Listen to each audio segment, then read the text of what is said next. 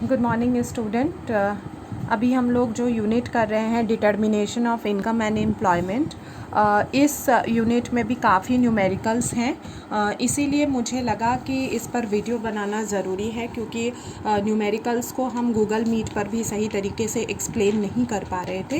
तो न्यूमेरिकल पर जाने से पहले इस पूरे चैप्टर में जो इम्पॉर्टेंट फार्मूला है उसकी पहले मैंने एक लिस्ट बना दी है आप लोगों के लिए, ठीक है। और ये लिस्ट मैं गूगल क्लासरूम में एज PDF भी शेयर कर रही हूँ। साथ ही साथ मैं इसकी लिस्ट जो है वो व्हाट्सएप पर भी आपको डाल दूँगी, तो वहाँ से आप देख सकते हैं। ये लिस्ट मैंने आपके लिए प्रिपेयर की है और ये 3 पेजेस की लिस्ट है। पहली पेज ये है, ठीक है। इसके बाद कुछ फार्मूलाज मैंने इस तरफ लिखे हैं और फिर रिमेनिंग फार्मूलाज मैंने इस तरफ लिखे हैं, यानी टोटल 16 फार्मूले एक तरीके से हैं जो आपको इस पर्टिकुलर यूनिट के न्यूमेरिकल को सॉल्व करने के लिए चाहिए होगा।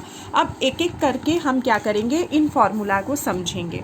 सबसे पहला फार्मूला मैंने लिखा है एग्रीगेट डिमांड का, ये इक्वेशन है। ये हम लोग ऑलरेडी डिस्कस कर चुके हैं कि aggregate demand is equal to C plus I plus G plus X minus M होता है, जहाँ पर C आप जानते हैं कंजम्पशन एक्सपेंडिचर है, I इन्वेस्टमेंट एक्सपेंडिचर है, G गवर्नमेंट एक्सपेंडिचर है, X एक्सपोर्ट है और M इम्पोर्ट है। इसीलिए X माइनस M जो है वो नेट एक्सपोर्ट है, यानी एक्सपोर्ट और इम्पोर्ट का ये डिफरेंस है। X minus M is equal to net export. Net export क्या है? जब एक्सपोर्ट में से इंपोर्ट के वैल्यू को हम माइनस कर देते हैं और जो भी डिफरेंस आता है उसको हम नेट एक्सपोर्ट के नाम से जानते हैं।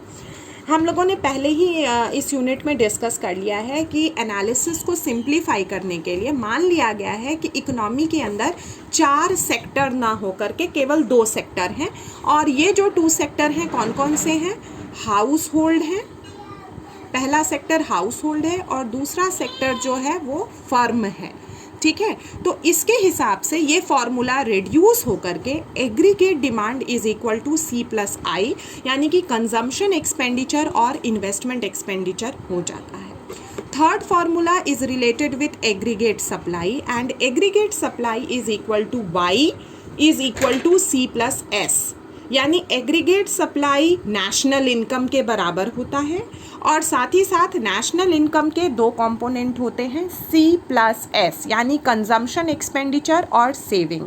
ये हम इस तरीके से भी समझ सकते हैं कि हम अपने इनकम को 2 पार्ट के अंदर डिवाइड करते हैं, या तो हम उसे खर्च करते हैं अपनी अलग अलग ज़रूरतों पर, या फिर उसका एक पार्ट हम सेव कर लेते हैं। तो ठीक इसी तरह नेशनल इनकम के भी 2 पार्ट हैं, एक कंजम्पशन और एक सेविंग।